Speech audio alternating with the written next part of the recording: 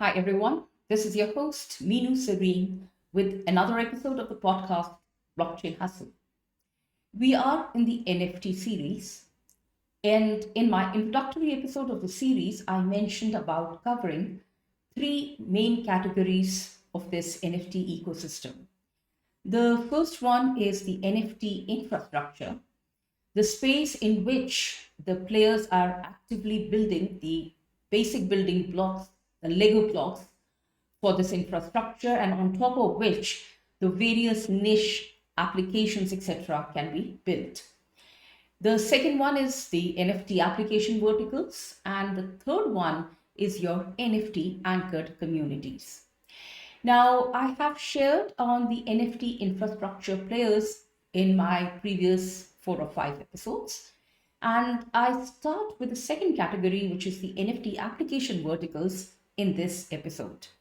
And in the verticals, the first one which I'm going to start with is gaming. Now, gaming is one of the earliest spaces to leverage the NFTs. Now, when you combine the gaming function with the crypto, you get a model called play to earn. And this play to earn model has actually opened up crypto or NFTs to the mass audience. So here what we're doing is we're using the NFTs as your in-game assets. So you are actually coupling the online games with an income stream.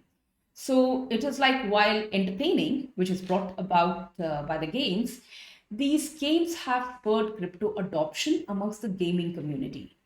And in fact, it has spawned a new gaming economy, the one which is based on an NFT asset based gaming ecosystem. Your NFT is your linchpin, it is the central entity of this whole ecosystem. And the entire ecosystem, which means your tokens, your games, the rules of the games, the players, etc., how they play, how their assets are bred, generated further, and so forth, they all are geared towards increasing the value of your in game asset, the NFT. And thus it goes about to benefit the entire NFT ecosystem stakeholders. Now, when I talk about play to earn, there are a couple of salient points on it. Let me just touch upon them. The first one is on your in game utility. Now, as I said, the NFTs play a central role in this ecosystem, and this is how the gamers are playing and earning. So, what contributes to this NFT, which is an in game asset? What contributes to this NFT's utility? One is rarity, that is how rare your in game asset is. And this guarantees that there has to be a limited supply of a certain rare NFT. Because if you have multiple NFTs and there are plenty, it is not rare and it may not be valued so much. Other than rarity, the second point is your overall growth inflation of your NFT. That is when you're taking an NFT, these NFTs are actually generated by your genetic algorithms. And therefore, the NFT's growth rate is quite significant. So, you need to mitigate that growth rate. And to do this, you have some breeding limits which are implemented. And the generic model employs different classes of rarity versus the overall growth or the inflation of the NFT. And this happens as your game progresses. The second one out here is your unlocking the NFT yields. And this is the area in which your in game currencies come in. Now, in this game, in the crypto games, you are engaging with your in-game assets, the NFTs, and doing so, you're earning your in-game currencies.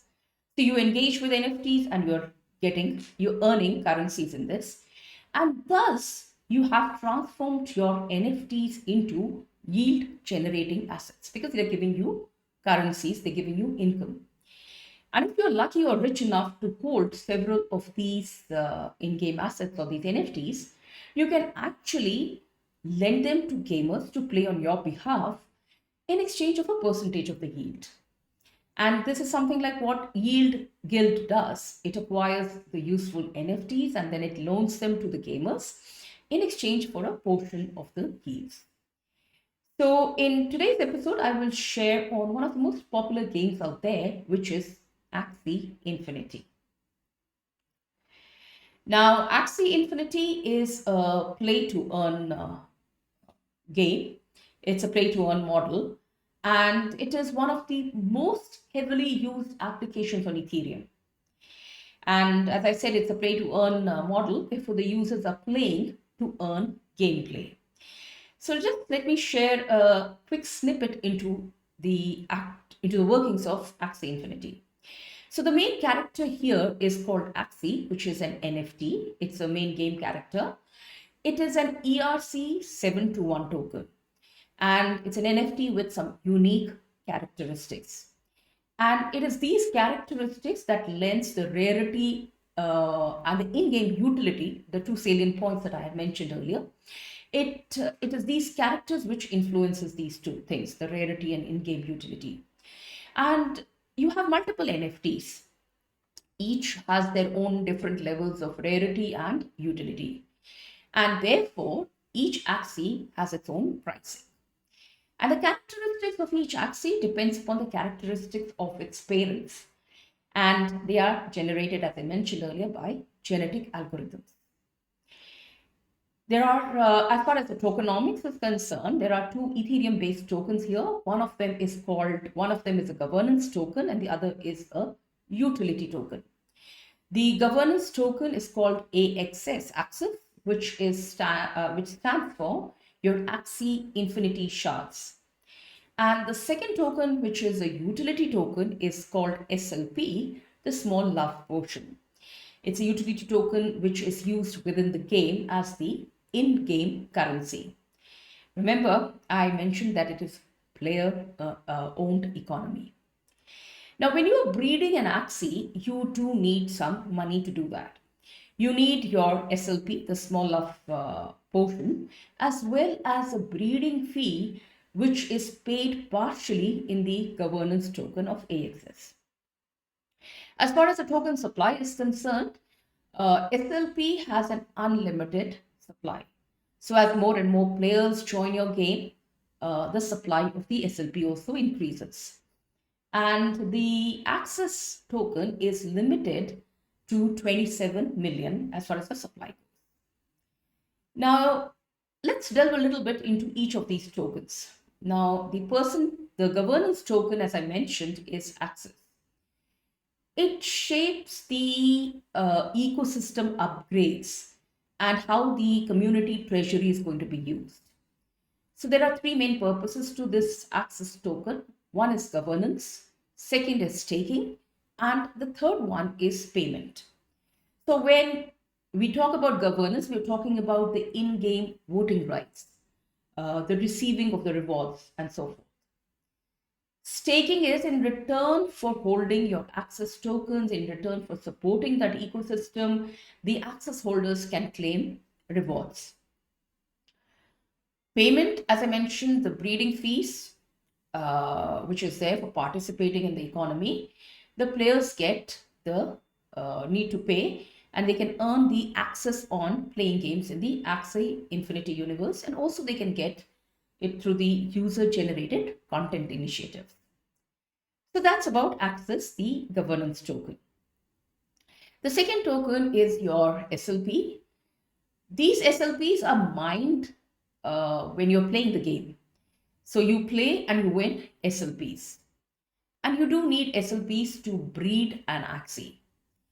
And in fact, the SLP price has been a very significant driver for the activity in Axie Infinity.